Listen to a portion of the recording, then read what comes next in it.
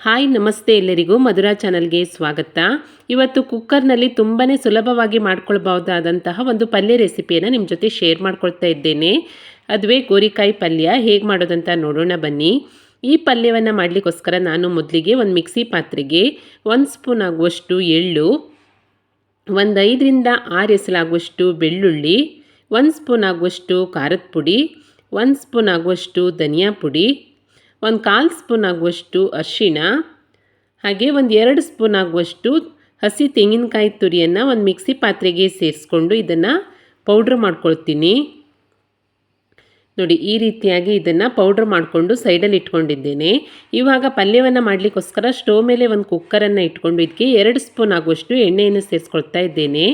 ಎಣ್ಣೆ ಕಾದ ನಂತರ ಒಂದು ಸ್ಪೂನ್ ಆಗುವಷ್ಟು ಸಾಸಿವೆ ಹಾಗೆ ಒಂದು ಸ್ಪೂನ್ ಆಗುವಷ್ಟು ಜೀರಿಗೆಯನ್ನು ಸೇರಿಸ್ಕೊಂಡು ಇದೆರಡು ಚಿಟಪಟ ಅನ್ನುವಾಗ ಚಿಕ್ಕದಾಗಿ ಹೆಚ್ಕೊಂಡಿರುವಂತಹ ಒಂದು ಈರುಳ್ಳಿ ಹಾಗೆ 2 ಹಸಿಮೆಣಸು ಹಾಗೆ ಸ್ವಲ್ಪ ಕರಿಬೇವಿನ ಸೊಪ್ಪನ್ನು ಸೇರಿಸ್ಕೊಂಡು ಇದಿಷ್ಟನ್ನು ಎಣ್ಣೆಯಲ್ಲಿ ಚೆನ್ನಾಗಿ ಫ್ರೈ ಮಾಡ್ಕೊಳ್ತೀನಿ. ಈರುಳ್ಳಿ ಸ್ವಲ್ಪ ಮೆತ್ತಗಾಗೋ ತನಕ ಇದನ್ನು ಚೆನ್ನಾಗಿ ಫ್ರೈ ಮಾಡ್ಕೊಳ್ಬೇಕಾಗತ್ತೆ. ಈರುಳ್ಳಿ ಸ್ವಲ್ಪ ಮೆತ್ತಗಾಗ್ತಿದ್ದ ಹಾಗೆಯೇ ನಾನು ಇದಕ್ಕೆ ಚಿಕ್ಕದಾಗಿ ಹೆಚ್ಕೊಂಡಿರುವಂತಹ ಒಂದು ಟೊಮೆಟೊವನ್ನು ಸೇರಿಸ್ಕೊಳ್ತಾ ಇದ್ದೇನೆ. ಹಾಗೆ 1 ಸ್ಪೂನ್ ಆಗುವಷ್ಟು ಶುಂಠಿ ಬೆಳ್ಳುಳ್ಳಿ ಪೇಸ್ಟನ್ನು ಸೇರಿಸ್ಕೊಂಡು ಇದರ ಹಸಿ ವಾಸನೆ ಹೋಗೋ ತನಕ ಹಾಗೆ ಟೊಮೆಟೊ ಸ್ವಲ್ಪ ಮೆತ್ತಗಾಗುವ ತನಕ ಈರುಳ್ಳಿಯ ಜೊತೆಗೆ ಚೆನ್ನಾಗಿ ಮಿಕ್ಸ್ ಮಾಡ್ಕೊಳ್ತಾ ಇದನ್ನು ಫ್ರೈ ಮಾಡ್ಕೊಳ್ತೀನಿ. ಈ ಟೊಮೆಟೊ ಹಾಗೆ ಈರುಳ್ಳಿ ಎರಡು ಬೇಗ ಬೇಯಲಿಕ್ಕೋಸ್ಕರ ಒಂದು ಸ್ಪೂನ್ ಆಗುವಷ್ಟು ಉಪ್ಪನ್ನು ಸೇರಿಸ್ಕೊಂಡು ಈ ರೀತಿಯಾಗಿ ಮಿಕ್ಸ್ ಮಾಡ್ಕೊಳ್ತಾ ಫ್ರೈ ಮಾಡ್ಕೊಳ್ತೀನಿ. ಇದರಿಂದ ಟೊಮೆಟೊ ಈರುಳ್ಳಿ ಎಲ್ಲ ನೋಡಿ ತುಂಬಾ ಸಾಫ್ಟಾಗಿ ಬೇಗನೆ ಬೆಂದ್ಕೊಳ್ಳುತ್ತೆ. ಇದಿಷ್ಟು ಚೆನ್ನಾಗಿ ಬೆಂದ ತಕ್ಷಣ ಇದಕ್ಕೆ 1/4 kg ಆಗುವಷ್ಟು ಗೋರಿಕಾಯಿ ಅಥವಾ ಚೌಳಿಕಾಯಿಯನ್ನು ಚಿಕ್ಕದಾಗಿ ಹೆಚ್ಕೊಂಡ್ಬಿಟ್ಟು ಸೇರಿಸ್ಕೊಳ್ತಾ ಇದ್ದೇನೆ. ಇವಾಗ ಈ ಗೋರಿಕಾಯಿಯನ್ನು ಕೂಡ ಟೊಮೆಟೊ ಈರುಳ್ಳಿಯ ಜೊತೆಗೆ ಒಮ್ಮೆ ಈ ರೀತಿಯಾಗಿ ಮಿಕ್ಸ್ ಮಾಡಿಕೊಂಡು ಫ್ರೈ ಮಾಡ್ಕೊಳ್ತೀನಿ. ಸ್ವಲ್ಪ ಎಣ್ಣೆಯಲ್ಲಿ ಈ ರೀತಿ ಹುರಿದು ಫ್ರೈ ಮಾಡಿಕೊಂಡು ಪಲ್ಯ ಮಾಡೋದ್ರಿಂದ ಪಲ್ಯ ಟೇಸ್ಟು ತುಂಬಾ ಚೆನ್ನಾಗಾಗುತ್ತೆ. ಈ ರೀತಿಯಾಗಿ ಚೆನ್ನಾಗಿ ಮಿಕ್ಸ್ ಆದ ನಂತರ ಇದಕ್ಕೊಂದು ಲಿಡ್ಡನ್ನು ಮುಚ್ಚಿಬಿಟ್ಟು 1-2 ನಿಮಿಷದ ಕಾಲ ಹಾಗೆ ಬೇಯಲಿಕ್ಕೆ ಬಿಡ್ತಾ ಇದ್ದೇನೆ.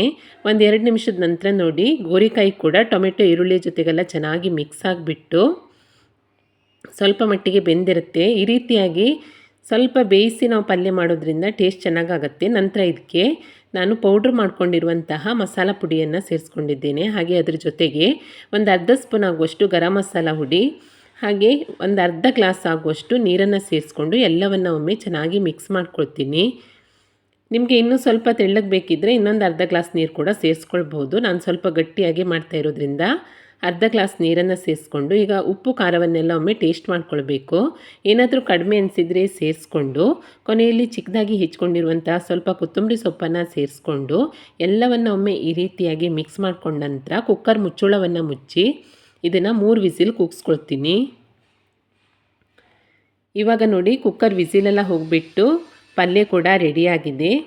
ತುಂಬಾ ರುಚಿಕರವಾದಂತಹ ಹಾಗೆ ಕುಕ್ಕರ್ನಲ್ಲಿ ಸುಲಭವಾಗಿ ಮಾಡ್ಕೊಳ್ಬಹುದಾದಂತಹ ಗೋರಿಕಾಯಿ ಅಥವಾ ಚೌಳಿಕಾಯಿ ಪಲ್ಯ ರೆಡಿಯಾಗಿದೆ. ತುಂಬಾ ಸಖತ್ತಾಗಿರುತ್ತೆ ಟೇಸ್ಟ್ ಅಂತೂ. ಚಪಾತಿ ಜೊತೆ ಇರ್ಬೋದು, ಅನ್ನದ ಜೊತೆ, ದೋಸೆ ಜೊತೆ, ಎಲ್ಲ ರೊಟ್ಟಿ ಜೊತೆ ಎಲ್ಲದಕ್ಕೂ ತುಂಬಾ ಚೆನ್ನಾಗಿರುತ್ತೆ. ಹಾಗೆ ಕುಕ್ಕರ್ನಲ್ಲಿ ನೀವು ಸುಲಭವಾಗಿ ಮಾಡ್ಕೊಳ್ಬೋದು. ತುಂಬ ಚೆನ್ನಾಗಿ ಬರುತ್ತೆ ಪಲ್ಯ. ನೀವು ಯಾವತ್ತೂ ಈ ಪಲ್ಯವನ್ನು ಕುಕ್ಕರ್ನಲ್ಲಿ ಮಾಡಿಲ್ಲ ಅಂತ ಹೇಳಿದರೆ ಒಮ್ಮೆ ಟ್ರೈ ಮಾಡಿ ನೋಡಿ.